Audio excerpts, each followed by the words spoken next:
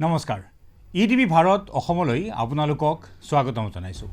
আপোনালোকে জানেনে association of Democratic reforms চমুকৈ এডিআৰ আৰু আসাম ইলেকশ্যন ৱাটছৰ তথ্যমতে 2021 বৰ্ষৰ অসম বিধানসভাৰ নিৰ্বাচনত বিজয়ী প্ৰাৰ্থীসকলে সৰ্বমুঠ 54.08% ভোট লাভ কৰিছিল। মুঠ ভোটদানৰ 50%তকৈ অধিক ভোট 126 গৰাকীৰ ভিতৰত 86 গৰাকী বিজয়ী প্ৰাৰ্থীয়ে লাভ কৰিছিল। মুঠ ভোটদানৰ 50%তকৈও কম পৰিমাণৰ ভোট 40 গৰাকী বিজয়ী প্ৰাৰ্থীয়ে লাভ কৰিছিল।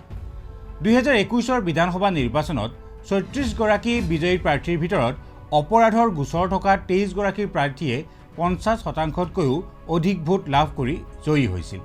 সেই একেটা নিৰ্বাচনত 85 গৰাকী কোটিপতি বিজয়ী প্ৰাৰ্থীৰ ভিতৰত 58 গৰাকী বিজয়ী প্ৰাৰ্থীয়ে 50%তকৈও অধিক ভোট লাভ কৰিছিল। এনেবোৰ তথ্যৰ বাবে ইটিভি ভাৰত অসমৰ ৱেবছাইট, ফেচবুক, ইনষ্টাগ্ৰামৰ পেজ ফ'ল' কৰি থাকিব। ধন্যবাদ।